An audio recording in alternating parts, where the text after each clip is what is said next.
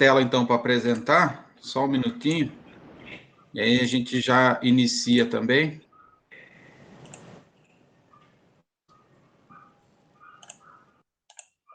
Tá dando para ver normal aí? Tá tranquilo? Que agora eu já não consigo mais ver nada. Perfeito.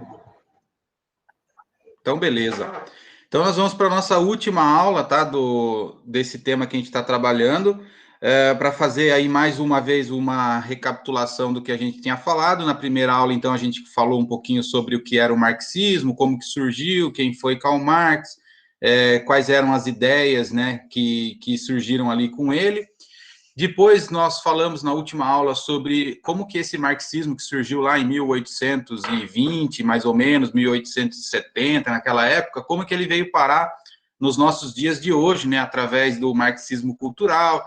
A gente falou um pouquinho de Gramsci, como que ele pensava, né, sobre essa questão de hegemonia, de você fazer uma conquista, né, através da cultura e não por revolução armada, até que nós falamos sobre como que esse marxismo acabou entrando na igreja, né? Falamos principalmente aqui da teologia da libertação, que é o marxismo, né? As ideias, né? Os ideais marxistas dentro da igreja católica, e também comentamos alguma coisa aqui sobre a teologia de missão integral, que seria aí um pouco das ideias marxistas dentro da igreja evangélica, mas nós falamos aqui um pouquinho das diferenças, tal. Compartilhamos alguns textos, né, sobre, assim, fizemos um pouquinho de teologia ali, uma exegese, falando um pouquinho sobre alguns textos bíblicos que eles usam para defender os ideais deles.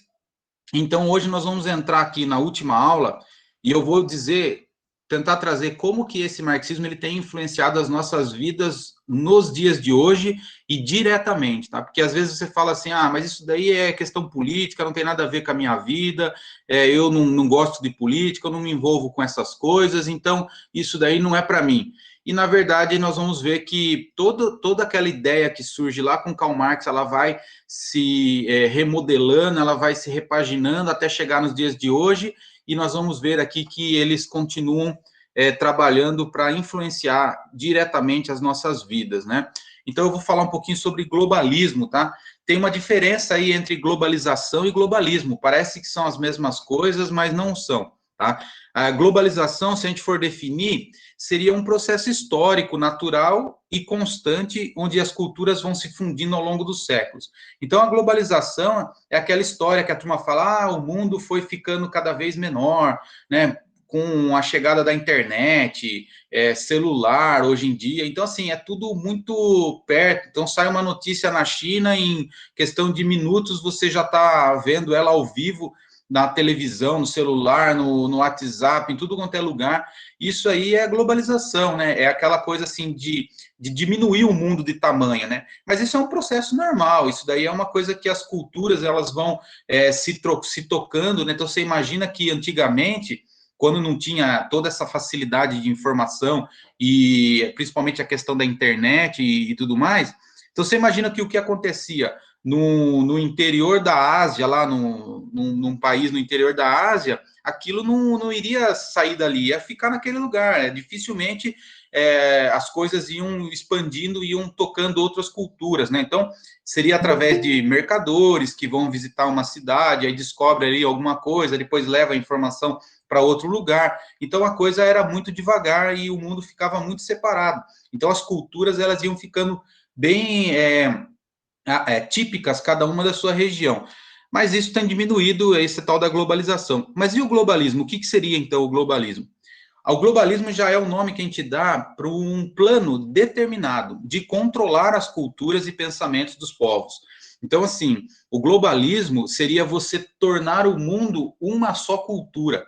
É mais ou menos isso, tá? Uma só cultura. Então, na globalização, você possui as várias culturas, cada uma vivendo na sua região, do seu modo, com as suas tradições, porém, como você tem a informação muito rápida e muito fácil, então você tem uma diminuição da distância, né? O encurtamento das distâncias entre as culturas.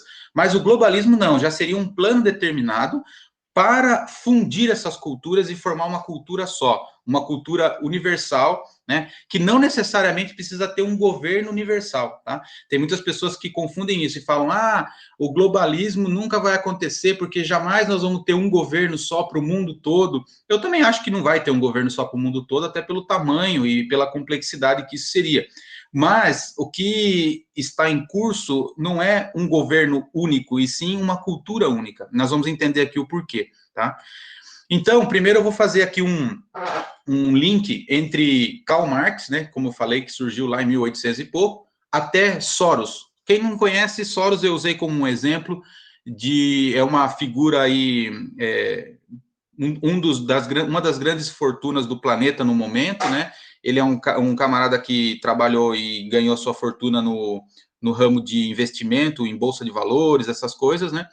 E ele é uma pessoa que tem financiado projetos globalistas ao redor do mundo. Então, ele é um dos principais nomes, vamos dizer, dessas grandes fortunas do mundo de hoje, que tem influenciado o globalismo acontecer no mundo.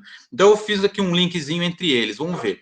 Então, o que acontece em primeiro lugar? O Marx, ele acreditava que quando se iniciasse a Primeira Guerra Mundial, o proletariado não lutaria entre si. Então, o que o Marx acreditava? O Marx pensava assim, olha, a revolução do proletariado ela vai acontecer naturalmente. Então ele pensou, quando estourar a Guerra Mundial, e Karl Marx ele viveu um pouquinho antes da Primeira Guerra Mundial, e ele pensava assim, quando estourar essa guerra que está por vir, o que vai acontecer é que o proletariado, ou seja, aquele trabalhador, o cara que trabalhava na fábrica, aquele operário, aquela pessoa que ele iria ter que ir para a guerra, quando ele recebesse a arma dos seus comandantes, ele não lutaria contra o proletariado de outro país.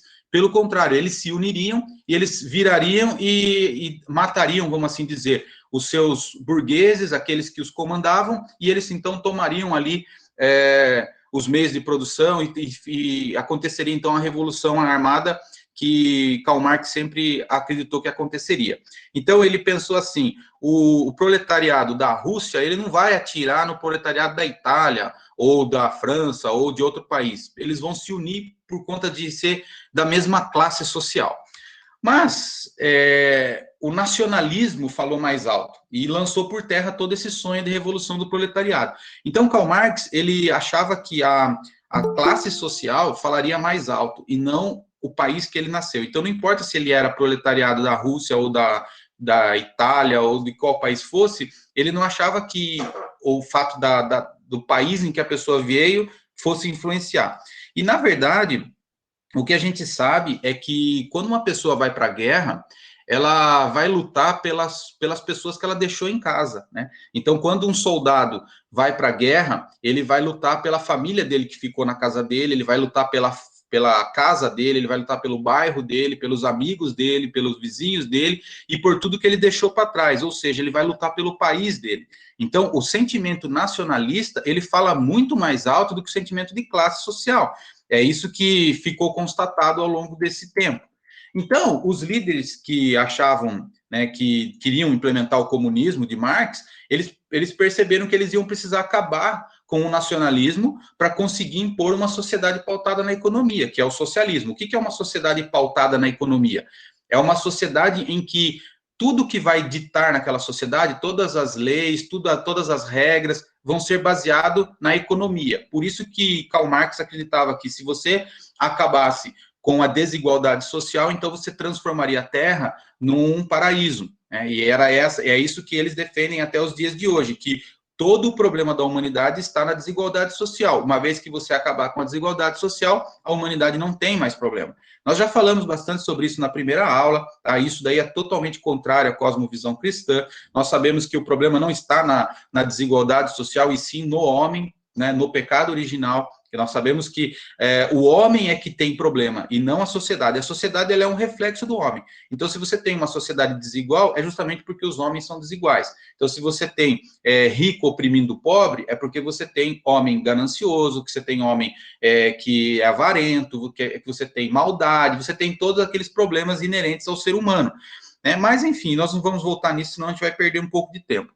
O que acontece aqui é que eles chegaram à conclusão os comunistas, que eles precisariam acabar com o sentimento nacionalista, porque o nacionalismo passou a ser, então, uma grande barreira para implementar o marxismo.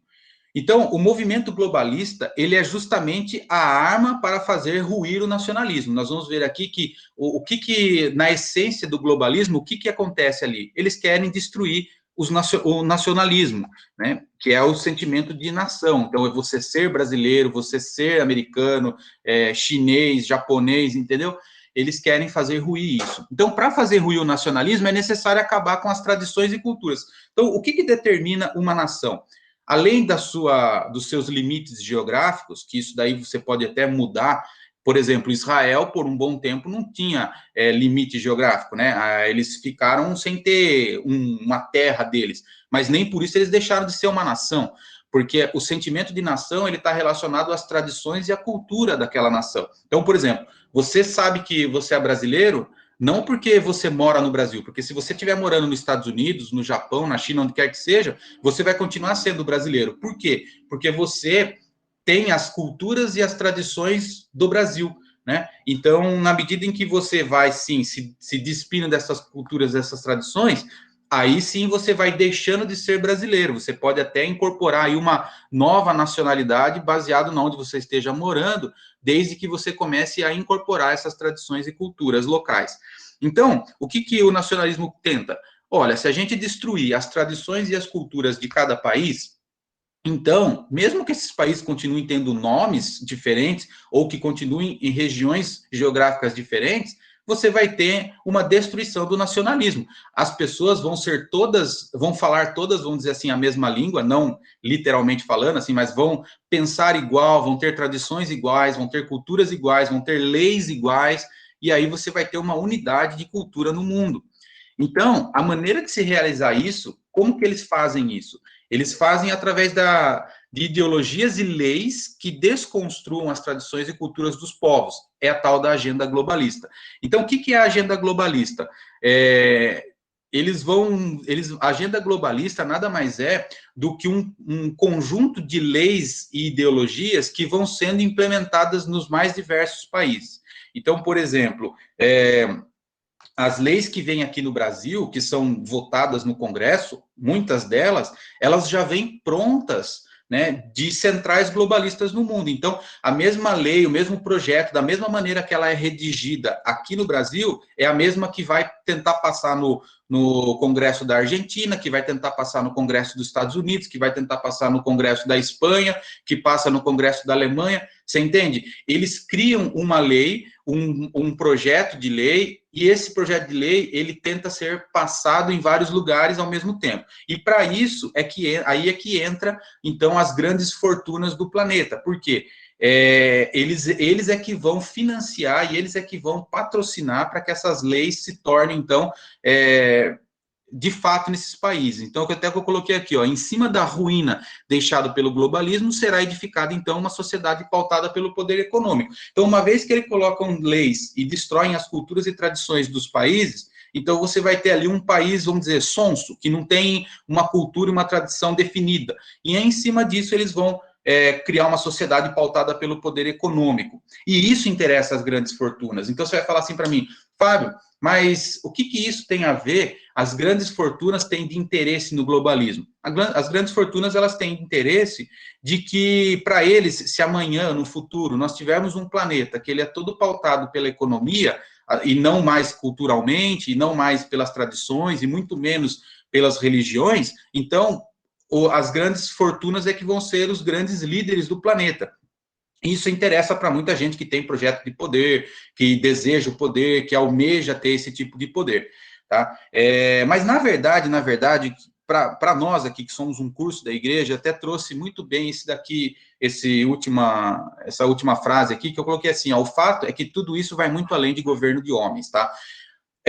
Querer entender o porquê que o tal do George Soros está envolvido com isso, você pode até ir atrás e buscar saber quais são os interesses, não só dele, tá? Eu coloquei o George Soros aqui, mas você pode citar outras pessoas, como, por exemplo, aquele Zuckerberg lá do Facebook, o próprio dono do Twitter, essas grandes fortunas e esses grandes influenciadores, essas grandes big techs, eles têm interesses reais em transformar realmente o nosso mundo de uma forma globalista. Eles querem, de fato, buscar esse globalismo.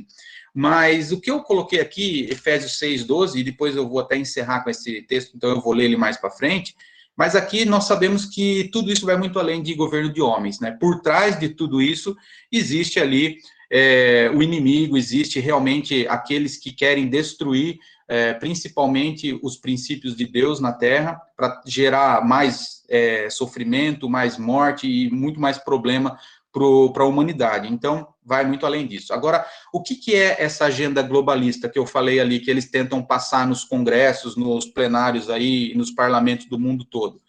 Basicamente, existem vários itens, tá? Mas eu separei os principais aqui. Então, a agenda globalista, ela vai na defesa da homossexualidade, então isso daqui é um padrão comum para todos esses países, então você sempre vai ver eles lutando contra isso. Ele vai na defesa da ideologia de gênero também, então fazem leis, fazem projetos, colocam cartilhas em apostila de criança e por aí vai, eles têm toda aí uma maneira de tentar trabalhar o assunto. Você tem a legalização do aborto, né, que também é um tema universal aí. Você tem a legalização de drogas, que também é algo que eles defendem ao redor do mundo todo. Você tem, por exemplo, o movimento feminista, tá? O feminismo, que também hoje está muito aí em pauta, né, que isso também vem deles.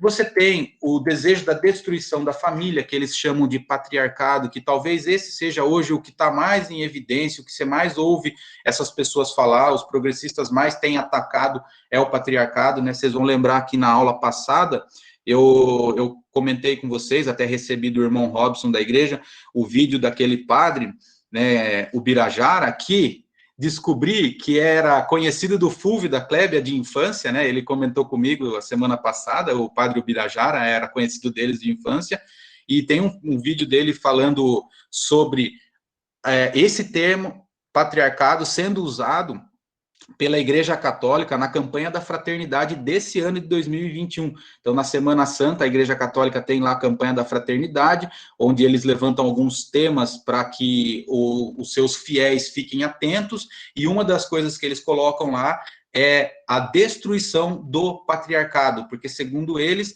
existe homem, marido agredindo esposas, existem machismo e um monte de coisa por conta do sistema patriarcal. A gente falou um pouco sobre isso na última aula, já mostrando que, na verdade, não é bem assim, o problema está no coração do homem, né? Então, o problema não está no sistema patriarcal, e sim no homem que bate na mulher, é ele que está com problema, é ele que precisa ser consertado, e não a estrutura da família que eles querem destruir, né? Então, tudo isso daqui tem sido debatido, tem sido propagado, tem sido colocado pelos globalistas ou progressistas, tá? Vocês vão achar também esse termo, agenda globalista ou agenda progressista, são termos similares, e você vai ver isso, você vai começar a identificar todas essas coisas que eu estou colocando aqui, você vai começar a identificar muito na televisão, nas pessoas que você segue na internet, você já vai começar a saber qual é a ideologia que essas pessoas seguem. Você consegue assistir um filme e você consegue identificar a defesa desses pontos nos filmes que você assiste, né? Então, vou dar um exemplo aqui. Eu assisti aquela série da Netflix que chama O Gambito da Rainha, né, sobre xadrez, e muito legal a série, né? Achei bem interessante, eu recomendo, né? Eu que gosto assim de xadrez também, achei bem legal, mas terminou a série e eu já fui logo lá com a Karine conversar com ela, falei, então, Karine, mas você percebeu que tem isso, que tem aquilo, que tem, ela tem uma defesa do feminismo absurda, tem defesa de legalização de drogas, tem um monte de coisa. Eu falei assim, eu comecei a falar um monte, ela falou assim, nossa, Fábio, mas precisa ver assim desse jeito as coisas, né? Tipo, tudo bem, a gente sabe que tem essas coisas, mas a gente tem que, né, às vezes, relevar. Eu falei, não, eu também relevo, mas eu só tô falando porque, como a nossa mente começa a ficar tão afiada para identificar essas coisas, vocês vão começar a perceber tudo isso daqui em várias coisas que vocês virem, entendeu? Bom, não, a Karine também percebeu, só que ela só não tinha comentado, né? Bom, vamos seguir agora. Eu separei aqui, na verdade, ó, dessa agenda globalista, eu até tinha a intenção de falar sobre todos esses temas detalhadamente, mas isso vai tomar muito tempo, e então eu acredito que eu vou pegar só os três principais aqui, para a gente poder ter um tempo maior hoje no compartilhamento também, tá? Não quero que fique uma aula longa. Então eu separei só para a gente falar sobre a homossexualidade, a ideologia de gênero e a legalização do aborto, que eu acredito que sejam os temas assim, mais importantes, que tem mais projetos de lei, que tem mais, assim, avançado nos congressos aí da nossa nação. Então, homossexualidade, o que eu queria colocar aqui para a gente debater e conversar e colocar aqui as nossas opiniões, tá? São assuntos que muitas vezes as pessoas evitam de levar para dentro da igreja porque por se considerar assuntos polêmicos, tá? Mas a igreja, ela é formadora de opinião, e nós vimos na aula passada que praticamente todos os outros meios de formação de opinião, eles já estão dominados por essa pauta progressista, por essa agenda globalista. Elas já estão dominadas. Então, televisão, jornal, revista, série de televisão, filme, eles já estão todos dominados, né? Então, história de beijo gay em novela, acho que já deve ter mais de década que aconteceu. Né? Então, assim, não é uma coisa que eles estão tentando impor como algo normal de agora. Isso já vem há um bom tempo. E eu acho assim, se a igreja, como formadora de opinião, não entrar para comentar sobre esses assuntos, para buscar ali um entendimento sobre esses assuntos, então nós vamos ver realmente os nossos filhos, os nossos jovens e as pessoas de dentro da igreja começarem a ser influenciadas aí, formada a opinião delas por outras pessoas, né? Então, o que eu separei aqui para falar sobre homossexualidade? Sempre houveram pessoas que se sentiam atraídas pelo mesmo sexo, que se entregavam às práticas homossexuais, tá? Isso daí sempre aconteceu. Se for pegar, até mesmo dentro da Bíblia, você vai ver que essa é uma prática muito antiga, mas também se for pegar a história dos povos, você vai ver que isso daí também sempre houve dentro dos homens, na humanidade, né?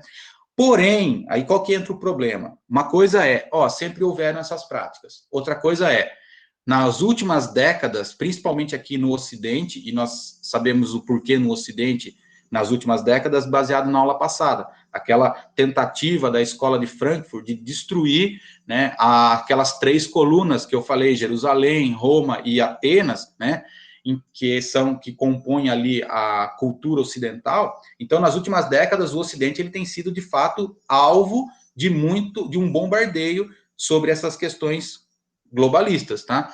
Então, houve uma organização desse grupo formando uma militância que busca não somente a aceitação da prática, mas fazer dela algo normal e desejável.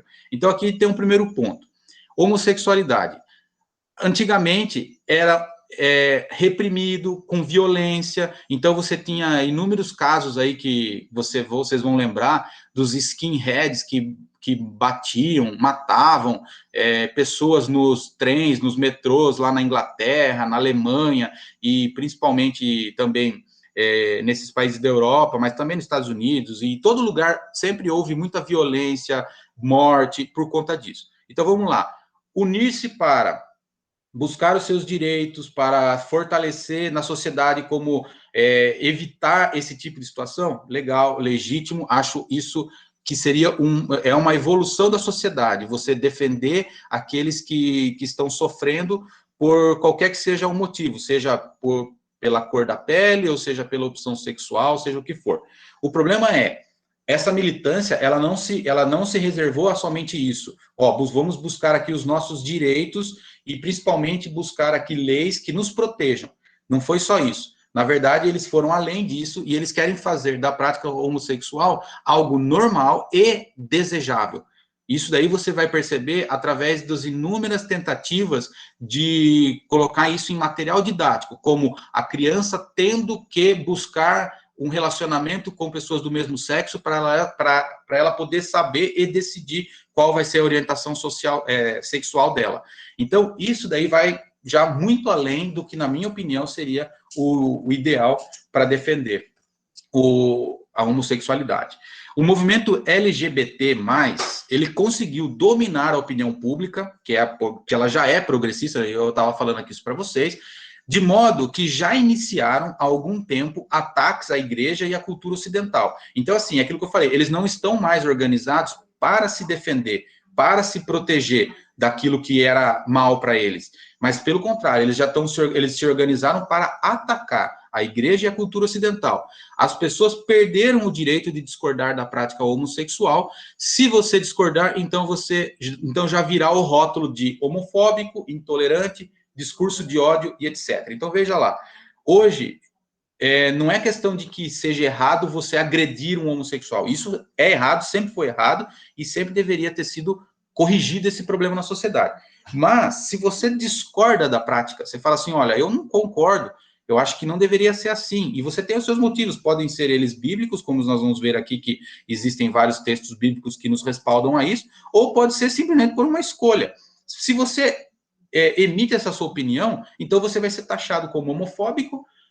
Homofóbico, para mim, é aquele que justamente bate, ou então não dá uma vaga de emprego para um homossexual, ou então expulsa de uma igreja um homossexual. Isso é homofobia. Agora, eu discordar da prática, eu tenho direito, né? É um direito, mas a gente não tem, esse direito já não está sendo tolhido. Então, nós não temos mais esse direito de expressar e discordar dessa prática. Então, a gente vai ser intolerante, vão estar dizendo que nós estamos praticando discurso de ódio, e por aí vai. E existe, para vocês terem uma ideia, no Congresso, um projeto de lei que diz que o evangélico até pode discordar da homossexualidade, porém, ele só pode dizer isso dentro dos templos. Então, já tem um projeto de lei tentando ser passado, em que diz isso, que, você é contra a prática homossexual. Eu não estou falando que você é contra o homossexual, tá? Porque nós vamos fazer uma diferenciação muito grande aqui entre as duas coisas, tá? Mas, se você é contra a prática homossexual, você só pode falar isso, emitir a sua opinião dentro da igreja. Se você falar isso no teu trabalho, na tua escola, na tua rua, no seu bairro, na sua família, seja lá onde for, então você pode ser preso, tá? Então, para vocês terem uma ideia de como, quando eles falam que eles se organizaram para atacar, é isso. Eles não querem mais se defender, eles querem agora atacar. Eles querem punir aqueles que pensam diferente deles. Então, são tempos sombrios que nós temos vivido nessa área. Eu coloquei aqui, sobre a cosmovisão cristã, né? Nós estamos falando aqui sobre cosmovisão.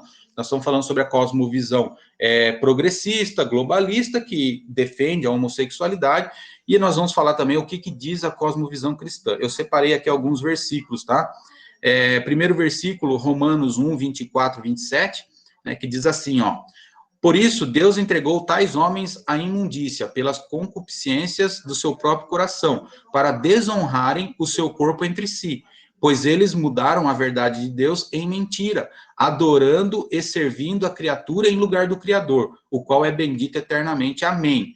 Por causa disso, os entregou Deus a paixões infames, porque até as mulheres mudaram o modo natural de suas relações íntimas por outro, contrário à natureza. Semelhantemente, os homens também, deixando o contato natural da mulher, se inflamaram mutuamente em sua sensualidade, cometendo torpeza homens com homens, e recebendo em si mesmo a merecida punição de seu erro. Então, você vê que nesse texto que o apóstolo Paulo fala aos romanos, aqui não tem como você falar que Paulo não condene a prática homossexual. Ele condena, ele diz aqui no final que os homens que têm relação com homens e mulher com mulher, eles recebem em si mesmo a merecida punição do seu erro, ou seja, mostrando que há um erro ali. Então, tem muitas pessoas que falam, olha, mas a Bíblia fala que é contra o homossexualismo ou homossexualidade somente no Velho Testamento. Não, nós vamos ver aqui no Novo Testamento também, né? Outro texto, aí sim, do Velho Testamento, Gênesis 2, 24.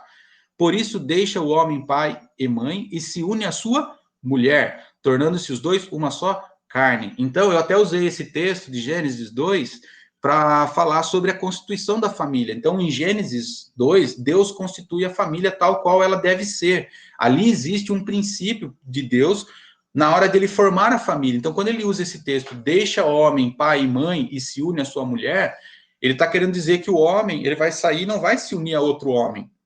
Ele não vai formar uma família se unindo a outro homem. e também a mulher se unindo a outra mulher. Não, homem vai se unir à mulher e vão formar uma família, vão tornar uma só carne. E a gente até falou sobre aqui a monogamia, também ele não está. Deus já também determina que o homem não pode sair e juntar-se às mulheres, né, para defender aí, então, uma poligamia. Então, Deus já institui isso lá em Gênesis, né, sobre como seria a família que estaria dentro aí dos parâmetros de Deus, né? Deixa eu só tomar uma água aqui.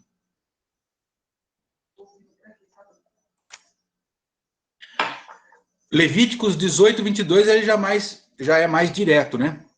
Com homem não te deitarás, como se fosse mulher, é abominação. Então já coloca como sendo abominação você, homem, se deitar com homem. E outro texto do Novo Testamento, que eu peguei aqui, também o apóstolo Paulo falando agora aos Coríntios, ele diz assim: ou não sabeis que os injustos não herdarão o reino de Deus? Não vos enganeis, nem os impuros, nem os idólatras, nem os adúlteros, nem os efeminados, nem os sodomitas, nem ladrões, nem avarentos, nem bêbados, nem maldizentes, nem roubadores herdarão o reino de Deus. Ele coloca aqui efeminados, né, mostrando claramente essa questão. Agora, por que eu pus esse texto? Eu pus esse texto porque eu queria falar uma coisa que eu acho importantíssima para nós como igreja, tá? Para mim é um erro muito grande a igreja, ou nós da igreja, ou os crentes, tratarem a homossexualidade como um pecado maior que os demais, tá? Na minha opinião, a homossexualidade ela deve ser tratada assim como um distúrbio, algo que aquela pessoa precisa lidar. Você vai ouvir muita história assim, mas os desejos homossexuais eles vêm logo de novo, de criança, às vezes, já começam com essas tendências. E eu costumo dizer, não é porque tem a tendência desde criança que aquela prática seja aceitável diante de Deus. Por exemplo, os meus filhos são pequenos, eu tenho uma de 4 e um de 7 anos. Desde pequenininho, eles mentem, eles tentam enganar, eles tentam fazer coisa errada e esconder, e tudo isso é errado, são práticas erradas. E não é porque eu falo assim, mas ninguém ensinou isso para eles, eles aprenderam a mentir sozinho. Não é porque ele aprendeu a mentir sozinho que eu acho que isso daí então é normal. Então é normal, isso daí ele tem que continuar mentindo a vida toda, porque veio de fábrica. Nós sabemos que o homem vem de fábrica quebrado, o homem vem torto, ele vem precisando de ajustes, porque nós somos todos pecadores, desde nascença. Então, o que acontece aqui é isso, muitas das alegações daqueles que defendem a homossexualidade, eles dizem isso, olha, o meu filho ou minha filha, ele tem esse tipo de comportamento desde pequenininho. Então, isso é algo normal, é algo que a gente tem que aceitar, é algo que a gente tem que caminhar nesse sentido. E eu penso da forma diferente, tá? Eu respeito os irmãos que pensam, nós vamos abrir depois aqui para conversar, e eu queria ouvir os irmãos o que pensam também. Não sou o dono da verdade, estou colocando aqui a minha forma de pensar, mas eu acredito que se a pessoa tem ali uma inclinação para gostar de pessoas do mesmo sexo, então é algo que ele vai ter que trabalhar ao longo da vida. Assim como você tem pessoas que têm uma inclinação para falar mentiras, ele vai ter que se controlar a vida inteira, e o outro vai ter que ter outros tipos de problema, né, que precisam ser trabalhados. Por isso que esse texto eu acho legal, porque esse texto ele mostra assim, ele coloca os efeminados ou os homossexuais junto com os avarentos, junto com aqueles que bebem muito, junto com aqueles que falam mal dos outros, junto com aqueles que roubam, junto com aqueles que praticam adultério, e a gente sabe hoje que se você for até um pouco mais rigoroso no sentido da palavra, nós podemos dizer que a pornografia é um adultério, né? Principalmente se for praticada, logicamente, por alguém que seja casado. Então, nós temos aqui pecados em que muitas pessoas estão envolvidas, e que todas elas precisam de libertação, que precisa de ajuda, que precisa de, muitas vezes, se esforçar, combater, evitar. Então, o que eu queria dizer aqui, como que a igreja, na minha opinião, deve caminhar com relação à homossexualidade? Agir com naturalidade, como um pecado qualquer, como os mais diversos pecados que nós temos dentro da igreja, e que as pessoas precisam ser amadas, igual qualquer pecador precisa ser, e também sempre orientada em buscar os acertos, principalmente com Deus. Eu deixei aqui, para saber mais, um vídeo que eu acho excelente. Quem quiser saber mais sobre esse assunto é do reverendo Augusto Nicodemos, né? Eu gosto muito dele, por isso que as minhas referências aqui vão muito nessa linha. Eu acho que ele é um cara muito coerente, ponderado, ele fala assim de uma maneira que não ofende, não é com todo o perdão de quem gosta, eu também gosto de algumas coisas, mas não é um Silas Malafaia, não é um Feliciano, que é uma pessoa que já é mais enérgica, que já fala e já às vezes ofende e já vem com termos como cura gay, que eu já não gosto muito, mas assim, são gostos, são preferências. Eu acho que o Augusto Nicodemos é um cara bem sensato, bem legal. Ele tem um vídeo dele muito bom, que diz assim, o título do vídeo é Homossexualidade, uma perspectiva bíblica, e aqui ele fala bastante coisa bem legal. Então, para quem quiser ir buscar mais informação, mais conhecimento, tem esse vídeo que eu deixo aqui para vocês. Agora, tem uma outra situação, que aí vai um pouco além da questão da homossexualidade, que são os transexuais e os travestis, né? São aquelas pessoas que fizeram cirurgia de mudança de sexo, ou são aquelas drag queens, aquelas pessoas que se vestem, né, realmente como de outro sexo.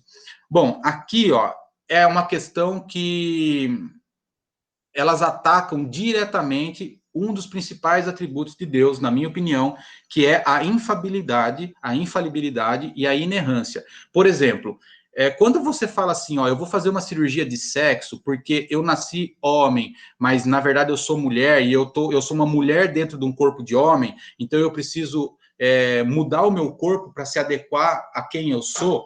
Quando você toma uma decisão dessa, eu acho que é muito mais grave, muito mais complexa do que a situação que a gente estava falando da homossexualidade. Por quê? Porque aqui você está querendo dizer assim, Deus errou. Então, quando Deus me fez, ele errou. Ele me colocou num corpo o qual não era para ser meu.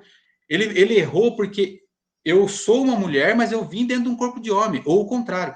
Então, esse tipo de prática, para mim, ele vai atingir mais a questão dos atributos de Deus, que é no caso de ele não errar, de ele ser infalível. Deus não erra, nós cremos que Deus é perfeito, então ele não erra. Então, se eu vim num corpo de homem, XX, né, falando agora de biologia, se meu corpo é XX e não XY, então é isso, Deus quis dessa forma, e se Deus quis dessa forma, eu não posso ir lá e mudar meu corpo, porque eu estaria indo contra uma vontade de Deus. Aí eu colocar a minha vontade acima da vontade de Deus. Então, falando em termos aqui de cosmovisão, não tem como, né? É uma coisa que vai totalmente contrária à cosmovisão cristã. Então, eu até coloquei aqui o texto de Deuteronômios, que também fala muito aí na questão das drag queens, aquelas pessoas que não operam, mas os seus órgãos, mas que, na verdade, se vestem, né? Então, a Deuteronômios 22, 5 diz assim, a mulher não usará roupa de homem, nem o homem veste peculiar à mulher, porque qualquer que faz tais coisas é abominável ao Senhor teu Deus. Então, a Bíblia também ela diz, o homem não deve se vestir como mulher, e a mulher se vestir como homem. Tá? Deixar claro aqui que existem peças de roupa que são unissex, tá? É bom a gente sempre frisar isso, porque às vezes tem doutrinas aí que vão falar, olha, a mulher não pode usar determinado tipo de roupa, porque isso é uma roupa de mulher, e aí eles vão se apoiar nesse texto. Então, por exemplo, vamos dar um exemplo, a mulher não pode usar calça, porque calça é roupa de homem. Só que essa história de homem usar calça e mulher usar vestido, isso aí já deixou de ser uma prática, vamos dizer assim, absoluta há muito tempo. Hoje, a mulher pode usar calça sim e ainda assim não ser uma roupa de homem. Então, o que a Bíblia é contrária é a mulher se vestir como homem e não a mulher usar uma peça de roupa unissex, tá? E o homem vice-versa. Então, por exemplo, na Irlanda lá, homens usam saias, né? Porque é da cultura deles. Então, quando você vê um homem de saia na rua, você não está vendo um homem vestido de mulher, porque ele não está com aparência de mulher, ele não está se transvestindo de mulher. Ele, na verdade, está vestindo uma peça de roupa que lá no país dele é unissex. Então, não há nisso aí um pecado. É uma questão cultural e o importante é você entender o princípio das leis de Deus, né? Então, quando Deus dá uma lei como o homem ou não se vestirá como mulher e a mulher como homem, não é para ficar se apegando a mínimos detalhes, mas é simplesmente para entender esse contexto geral aqui de transexuais e travestis, tá? Bom, eu encerro aqui esse assunto de homossexualidade, mas se você tem alguma consideração a fazer, guarde aí com vocês para a gente compartilhar depois no final da aula, tá bom? É o importante a gente ouvir a opinião de todos. vamos falar outro tema agora, ideologia de gênero. O que diz a ideologia de gênero, tá? Para quem não conhece, eu sei que muitos já ouviram, sabem bem direitinho o que significa a ideologia de gênero, mas pode ser que tenha alguém aqui que não sabe o que significa de fato essa tal da ideologia de gênero.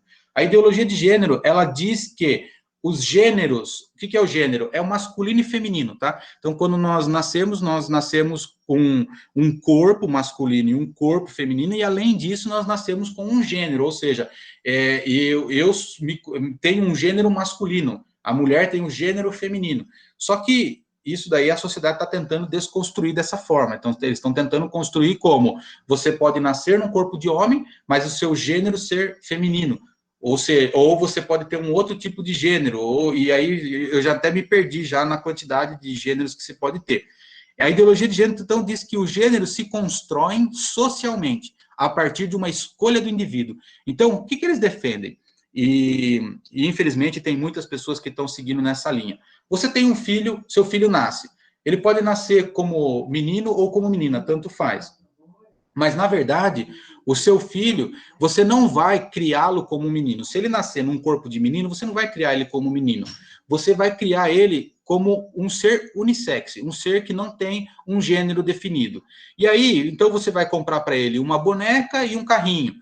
E ele vai brincar com a boneca e com o carrinho. Você vai comprar para ele uma roupa a cor de rosa ou uma azul. Ou então você vai comprar uma roupa amarela, uma roupa branca, uma roupa que não defina o gênero dele.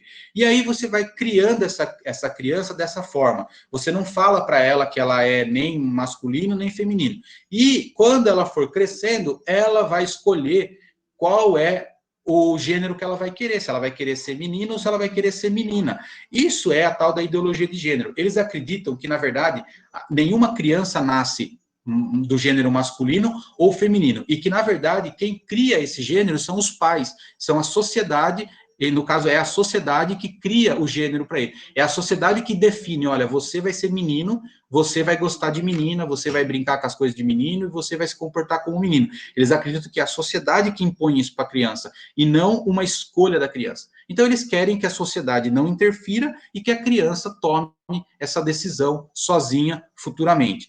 Isso é a tal da ideologia de gênero. Bom, o que diz a cosmovisão cristã sobre isso, né? Aí que eu vou precisar que alguém abra a Bíblia para mim, pode ser o Danilo, que eu já combinei com ele. Danilo, abra para mim Gênesis 1, 27, fazendo um favor. E aí você lê para nós.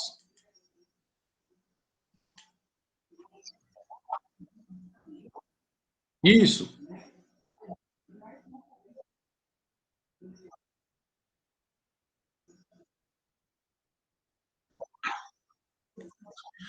Então, você vê que esse texto é muito claro, também voltando lá para Gênesis, onde tudo começou, onde Deus institui os fundamentos da sociedade, da família, do ser humano. Esse texto é muito claro. Quando Deus cria o homem, ele cria o homem sendo o homem como raça humana dividido entre homem e mulher. O que passar disso já não é mais bíblico, já não vem mais de Deus, você entende? E não é, e aí também não diz assim, Deus criou um indivíduo e esse indivíduo depois vai escolher se ele é homem, se ele é mulher. Não é assim. O que está escrito aí é que Deus criou homem e mulher. Então, quando Deus cria, ele cria e já determina. Ó, esse daí vai ser homem, esse vai ser mulher. Então, é um texto da cosmovisão cristã que nos respalda a combater a ideologia de gênero. Outro texto, se você puder abrir para nós aí de novo, Danilo, Mateus 19, 3 e 6. 3 a 6. Mateus 19, 3 a 6.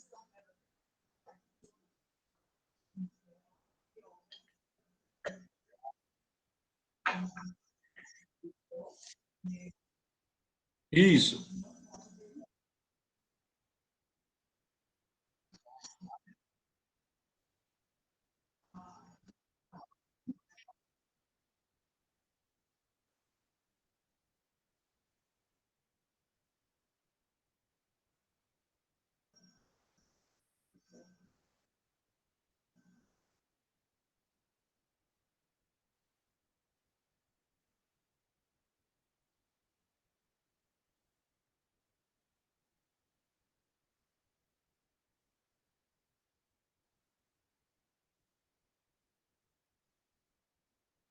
Amém. Então, aqui, coloquei até aqui, ó, Jesus assina embaixo. Porque tem muita gente que acha assim, Gênesis é um livro figurativo.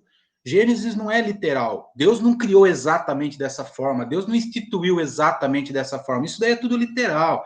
Na verdade, nós estamos vivendo no período da graça, já não é mais Velho Testamento, agora é o amor de Jesus, e o amor de Jesus diz que tudo pode, aquela coisa que a gente já ouviu falar. E, na verdade, o que a gente vê nesse texto de Mateus é o próprio Senhor Jesus assinando embaixo Gênesis 1, 27. Ele pega aquele mesmo texto de Gênesis 1, 27 e ele repete isso para os fariseus e ele ainda fala, não está escrito que Deus criou no princípio homem e mulher, né? Ele fala isso. Então, não dá para a gente achar que, não, Gênesis é coisa do passado e agora o que importa é o período de Jesus, é o evangelho. Porque Jesus também está ali assinando embaixo aquilo que foi escrito em Gênesis, né? Então, também não cabe essa argumentação. E outra coisa, eu quero que leia daí agora Salmo 39, 16, se você puder, Danilo, fazer um favor.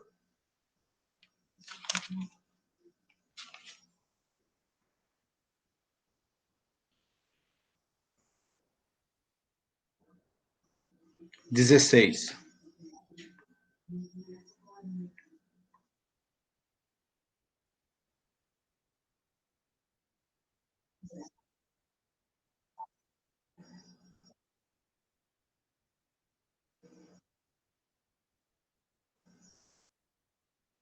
Então, assim, essa história de que é a criança que deve escolher o seu gênero, isso também não cabe dentro de uma cosmovisão cristã.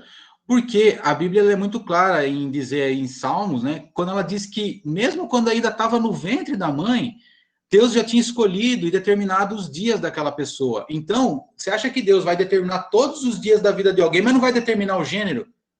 Entendeu? Então, Deus não determinou o gênero, mas só que Deus tem o dia do casamento, tem a pessoa que ela vai casar, tem tudo, tem até filhos e tudo mais para a pessoa determinado, mas ele não determinou o gênero, ficou em aberto. Aí vai dar um problema lá na frente, com quem que ela vai casar? E se ela casar com um gênero do mesmo sexo, ele não vai ter filho, mas isso foi determinado por Deus. Então, na verdade, não tem cabimento a gente pensar dessa forma. A Bíblia ela nos respalda a acreditar que não é a criança que escolhe o gênero dela, tá? E eu estou ficando aqui só na cosmovisão cristã, tá? Mas, na verdade, se você for procurar na internet, eu pesquisei algumas coisas na internet, você já vai ver muitos psicólogos, muitos psiquiatras, neurologistas, que já estão derrubando essa ideologia de gênero cientificamente, tá? Essa história de que, não, é a sociedade que cria o gênero, na verdade, eles já estão descobrindo, já estão fazendo pesquisas e já tem muito trabalho científico em cima disso, de que, na verdade, não é bem assim a coisa, tá? Isso daí foi um achismo, a gente acha que é a sociedade, mas ninguém prova nada, ninguém faz teste, ninguém consegue provar nada e fica aquilo que a pessoa falou. Então, como nós não estamos aqui falando sobre uma cosmovisão científica, nós estamos falando sobre uma cosmovisão cristã, nós vamos ficar nesses versículos aqui, que eu acho que já conseguem combater essa ideologia de gênero, né? E para saber mais, aí mais uma vez um vídeo aqui do Augusto Nicodemos, dessa vez é um vídeo bem legal, tem não só o Augusto Nicodemos, mas também o Hernandes Dias, né? E os dois eles falam sobre cristão e a ideologia de gênero. É um vídeo bem legal, onde tem o Hernandes, ele vai fazendo perguntas para o Augusto Nicodemos relacionado a esse tema, e ali eles abordam algumas coisas bem interessantes. Então, quem também quiser saber mais sobre esse tema, fica aí esse vídeo como suporte, tá bom? E nós vamos falar agora aqui do último tema, né, que nós tínhamos proposto a falar aqui das pautas, que é sobre a legalização do aborto, tá? Esse é um tema interessante de nós falarmos, porque recentemente vocês viram a comemoração toda que está sendo feita lá na Argentina, porque a Argentina, o mais novo socialista da América do Sul, ele já conseguiu passar o projeto de legalização do aborto. Então, por isso eu falo a importância de, muitas vezes, o cristão, que ele quer ser alheio totalmente às questões políticas do seu país, a gente tem que tomar cuidado, porque nós estávamos comentando isso na última aula. Se o cristão não tiver a opinião formada e ele não tiver um posicionamento, ele vai permitir que muitas vezes coisas anticristãs aconteçam na sua sociedade, por justamente se omitir. Então, às vezes você fala assim, eu vou votar aqui num candidato que tenha princípios ideais marxistas, que estejam alinhados com essa pauta e essa agenda globalista, mas eu vou votar porque, na verdade, eu acho que eles estão certos, eles têm uma mentalidade econômica que está alinhada com a minha, eu acho que defende mais o pobre e tudo mais, só que, na verdade, isso daí reflete em outros aspectos que vão atingir a sociedade, como, por exemplo, está acontecendo na Argentina. Mas, enfim, legalização do aborto. Olha que dado que eu descobri pesquisando sobre o assunto. Em 2019, no ano retrasado, né, praticamente no ano passado, vamos assim dizer, porque nós estamos começando em 2021, a principal causa de morte no mundo, foi por conta de aborto. O aborto é a maior causa de mortes no mundo em 2019, 43,3 milhões. Só que tem um detalhe aqui que é mais chocante. Esses são os dados oficiais de governos e de ONGs. Se você for pensar que a grande maioria dos abortos eles acontecem de forma ilegal e principalmente de forma clandestina, esse número aqui, eu não sei nem por quanto a gente tem que multiplicar. Não sei se é por 3, por 5, por 10, por 100. Eu não sei qual é a proporção de, para cada um aborto oficial, quantos acontecem de forma clandestina. Mas, com certeza, é um dado, assim, abominável, né, que nós temos. Por isso a importância de falar sobre o assunto também. E aqui eu coloquei assim, a cosmovisão cristã sobre o aborto. É uma cosmovisão muito complexa, como vocês vão ver aqui, ó. Êxodo 20:13, não matarás. A cosmovisão cristã, ela poderia parar aqui, não tem mais por que você ir atrás de outras coisas. A Bíblia diz, e não só a Bíblia, mas o Senhor disse para a humanidade lá, nos 10 mandamentos, não matarás. Isso daqui é uma ordenança, uma direção de Deus que vem de mais de 4.000 e poucos anos. Então, não tem por que a gente matar. Então, se você simplesmente pensar nesse versículo, você já não pode fazer o aborto. Porque o aborto está matando o indivíduo. Né? O aborto nada mais é do que a morte do indivíduo. Só que eu trouxe aqui os argumentos pró-aborto, porque também não basta a gente parar ali e falar, pronto, é isso, porque o assunto a gente sabe que ele é bem complexo. Então, vamos trazer aqui alguns argumentos pró-aborto. Aquelas pessoas que defendem o aborto, eles têm argumentos para isso. E olha, eu tive que assistir alguns vídeos de algumas pessoas que defendem esse tipo de situação. Canal de televisão, você não precisa ir muito na internet, não. Eu achei programas de televisão, assim, de bate-papo de pessoas, por exemplo, um que eu acabei vendo lá para ver a opinião de quem defende o aborto, um programa da GNT, um programa lá que as mulheres ficam debatendo lá sobre vários assuntos. Um dia eles estavam falando sobre aborto, defendendo o aborto lá. Quer dizer, um assunto assim, que está na televisão, normal, tranquilo, todo mundo defendendo. E aí eu fui para buscar quais são os argumentos, tá?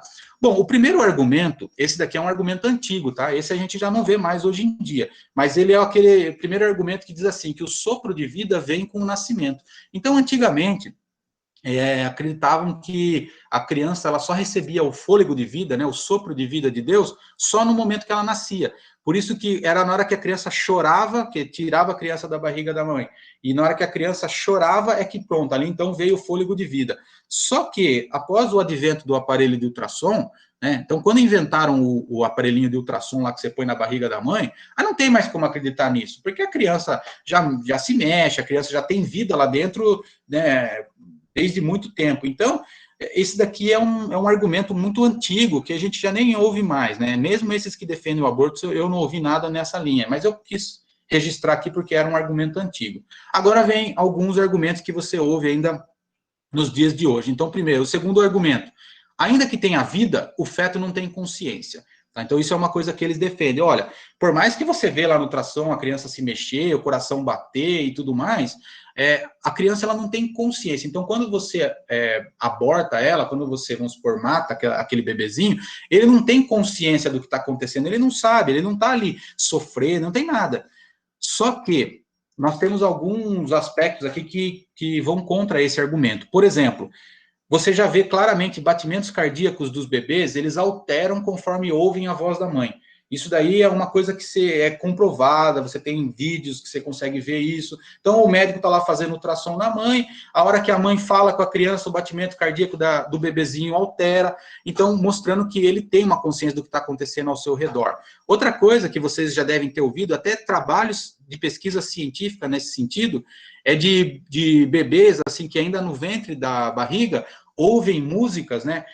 Por exemplo, eles fazem muito teste com música clássica, e isso daí acalma o bebê, traz a ele até um desenvolvimento neurológico que eles defendem que seja bom.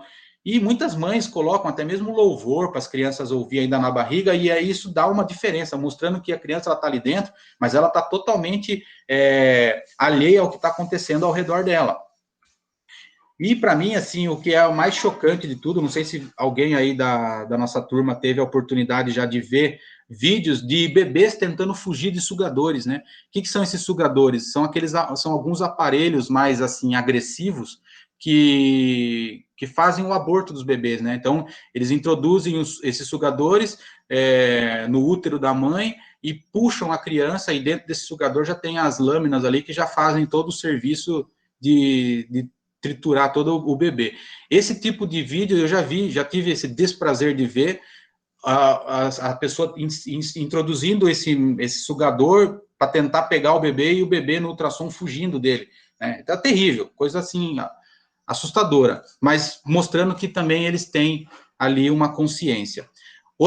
Então eu coloquei aqui de novo aquele texto de Salmo 139, 16, que o Danilo leu para nós, e que diz assim, né, que os teus olhos me viram, a substância ainda informe, e no teu livro foram escritos todos os meus dias, cada um deles escritos e determinados, quando nenhum deles ainda havia. Então, mostrando que mesmo que você possa acreditar que, de fato, aquele bebê não tem consciência, a Bíblia, né, o versículo bíblico aqui de Salmos, ele já diz para nós que mesmo aquela criança informe dentro do ventre, ela tem já todos os dias determinados por Deus. Então, por que você vai abreviar o dia dela? Você não pode abreviar nenhum dia só. Né? Ninguém pode, ninguém tem esse direito, porque somente Deus é que pode determinar o dia da morte das pessoas, né? Então, esse segundo argumento, para mim, também é um argumento que cai por terra. Terceiro argumento, esse é o mais usado nos dias de hoje, por conta do feminismo. Meu corpo, minhas regras. Então, você vai ver muitas feministas e aquelas faixas, quando você tem aí aquelas manifestações pró-aborto, principalmente aquela que teve na China e tudo mais, você vai ver faixas. Meu corpo, minhas regras, sou eu que determino, não é o Estado, não é um padre, não é um pastor, sou eu que determino, tal, tal. Então, aqui eu coloquei uma frase que diz assim: nosso direito termina onde começa o direito do outro. Né? Então, essa história de meu corpo, minhas regras, ele não é bem adequado para esse tipo de situação, porque o direito da mãe termina onde começa o direito do filho. Uma mãe não pode matar um filho, ela não pode. Esquece que é bebê. Ela tem um filho, um pai, por exemplo, tem um filho, uma filha, ele vai lá e mata aquele filho, aquela filha. Ele não pode, isso daí não é direito dele. E com o bebê, mesma coisa. Então, ele não pode matar a criança, né? Ele não tem esse direito, como as mulheres acham que tem nesse caso do feminismo.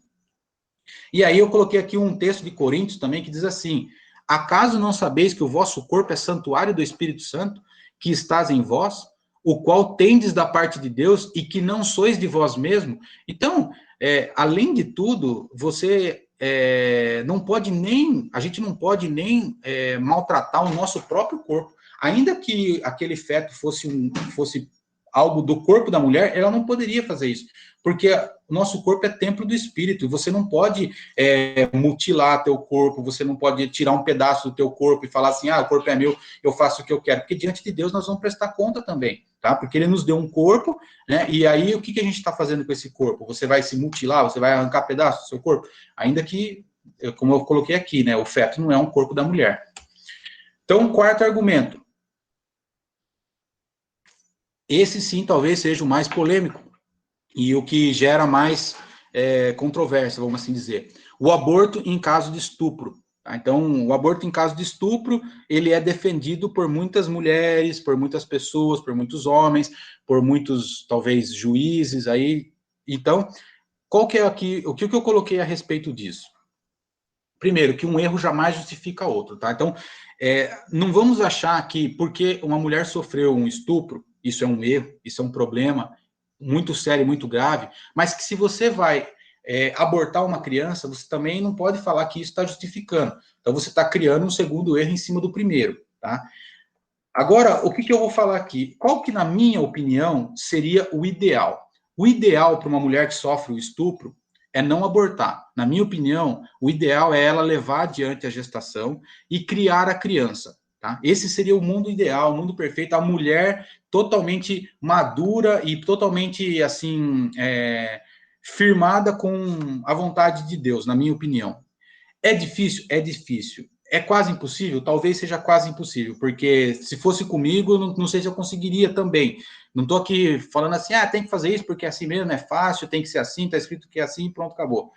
Não é, eu sei que é difícil, mas se a mulher conseguir, se ela tiver essa força de conseguir levar adiante a gestação e criar a criança, Neemias 13:2, ela nos garante que Deus pode transformar a maldição em bênção.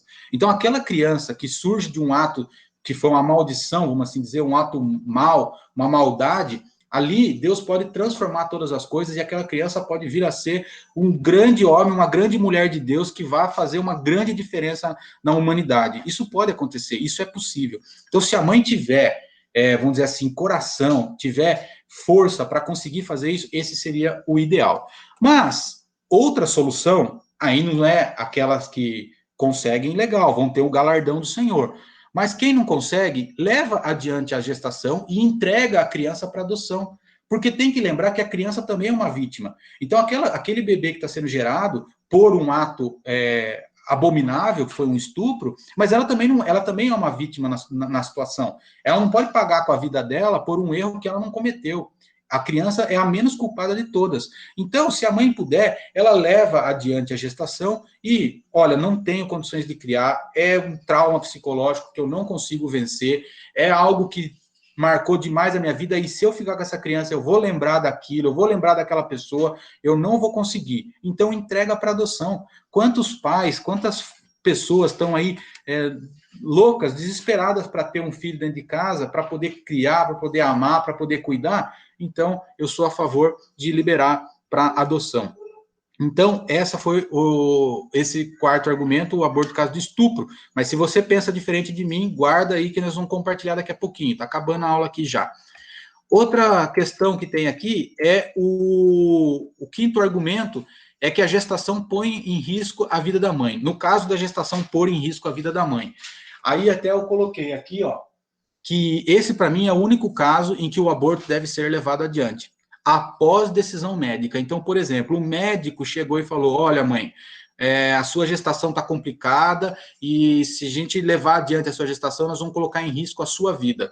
Então, nesse caso, eu sou totalmente a favor de que se aborte. Aí você vai falar assim, Fábio, mas por que? São duas vidas, uma não vale mais que a outra, uma não é mais importante do que a outra, e outra, né, é melhor uma vida de um bebê que ainda vai ter uma vida inteira pela frente do que, às vezes, uma mãe que já viveu aí um terço, quase metade do tempo da vida dela, né, já teve oportunidades na vida, já desfrutou. Só que aí eu penso uma coisa, nós devemos priorizar a vida da mãe, porque é uma vida que já está em curso, e outra, a mãe, normalmente, ela possui responsabilidades familiares, né? Então, quando você fala assim, ó, nós vamos priorizar a vida do bebê em detrimento da vida da mãe, você está pensando assim, essa mãe, ela possui, às vezes, pessoas que estão ao redor dela, outros filhos, até mesmo marido, às vezes cuida da própria mãe, cuida do pai, que mora com ela, tem afazeres e responsabilidades familiares em que você vai prejudicar, vamos assim dizer, afetar a vida de outras pessoas também.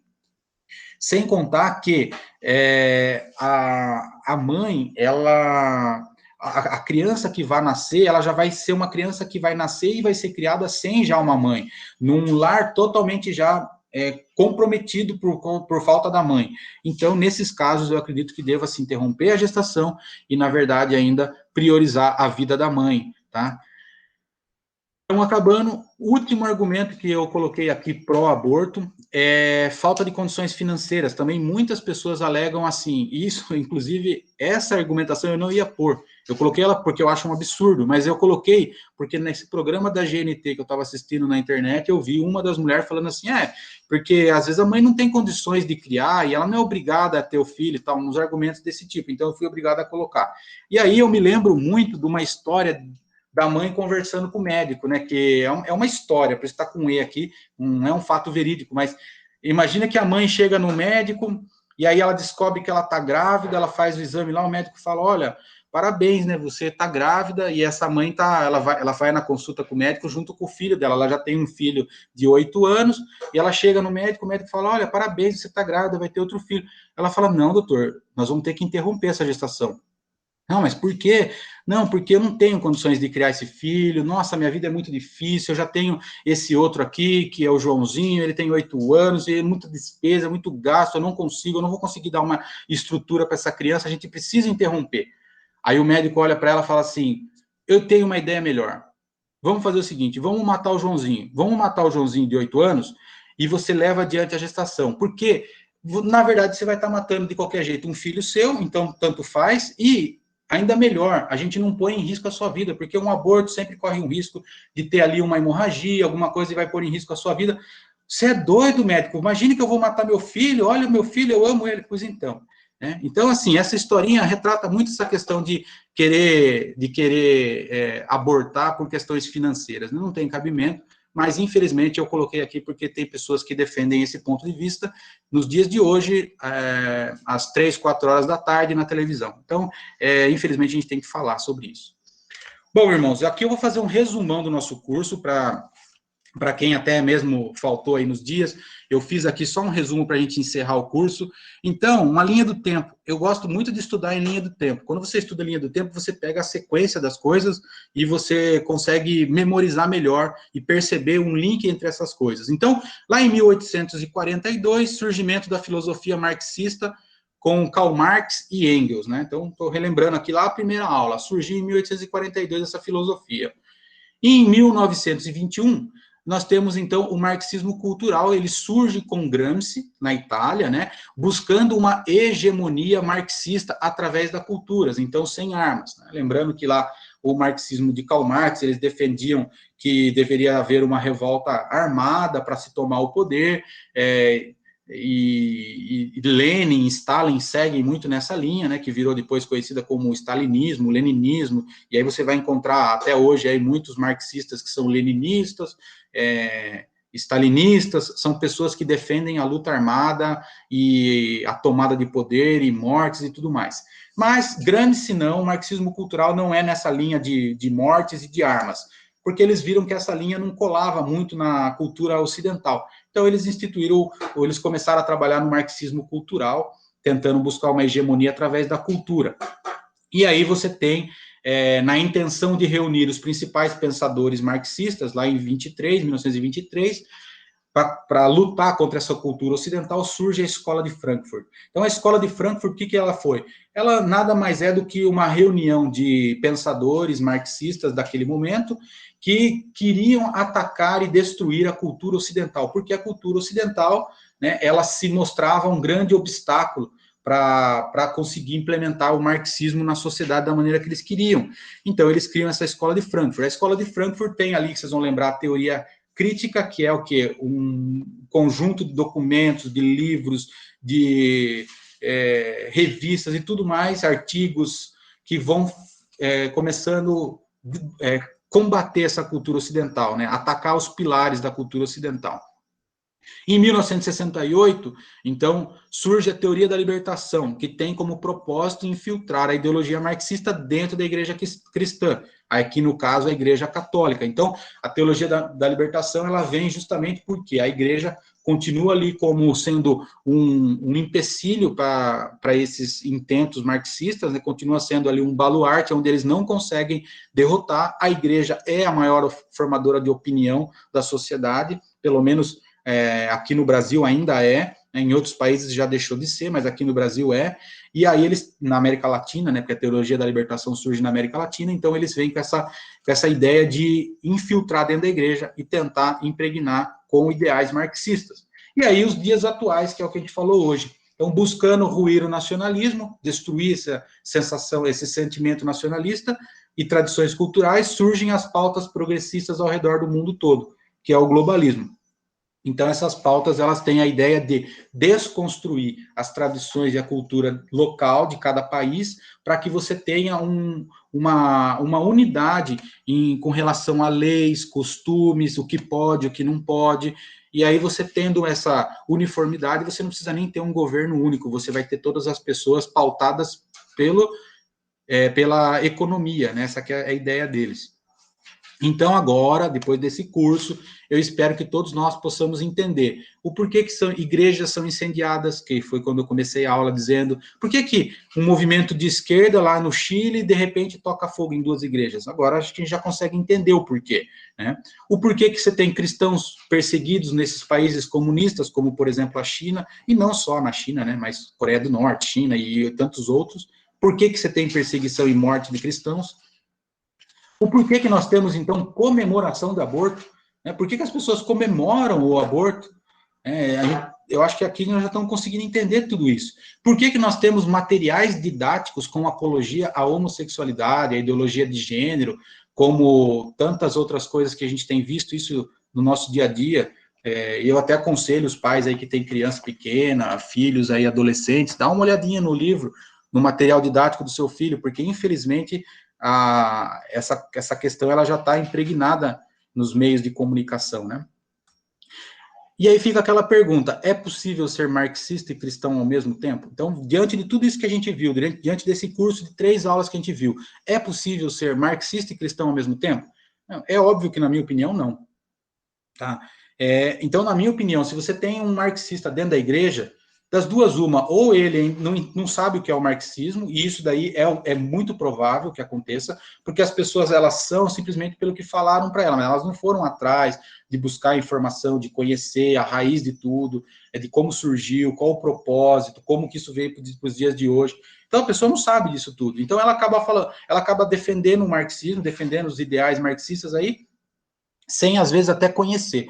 Ou então, ela não é cristã, ela não se converteu, porque ela defende lá essas pautas todas, mas só que ela não conhece a Bíblia, não conhece texto bíblico, não sabe no que ela crê, então não conhece a cosmovisão cristã direito, alguma coisa tem, mas se a pessoa sabe direitinho o que é marxismo e ela sabe direitinho a cosmovisão cristã, as coisas elas são água e óleo, não se misturam, né? E para encerrar, então, eu deixo aquele Efésios 6:12 que eu citei lá, que para mim é o que resume todo esse curso, tá? Porque a nossa luta não é contra o sangue e a carne, e sim contra os principados e potestades, contra os dominadores desse mundo, os dominadores deste mundo tenebroso, contra as forças espirituais do mal nas regiões celestes, tá? Efésios 6:12. Então, se o cristão não ter na mente dele bem gravado que esse mundo possui dominadores tenebrosos, forças espirituais do mal, se ele não tiver isso na cabeça dele, ele vai cair no argumento que você vai ouvir de todo mundo da esquerda. Ah, isso aí é bobagem, isso aí é teologia, isso aí é teoria de conspiração, isso não existe, isso aí só existe na sua cabeça, porque onde já se viu essas coisas, tudo isso aí é uma fantasia, isso aí não faz parte do mundo real. O que não faz parte do mundo real, né, e quer dizer, o que faz parte do mundo real é justamente nós sabemos que nós estamos lutando, nós, quando eu digo é nós, a igreja, estamos lutando contra dominadores desse mundo tenebroso, contra forças espirituais do mal. Existe essa luta, existe essa batalha sendo travada no mundo espiritual, né, nas regiões celestes, ela existe, e ela está cada vez mais forte, a batalha está cada vez mais eminente, porque a volta de Jesus também é mais eminente, cada dia que passa, Jesus está mais próximo de voltar.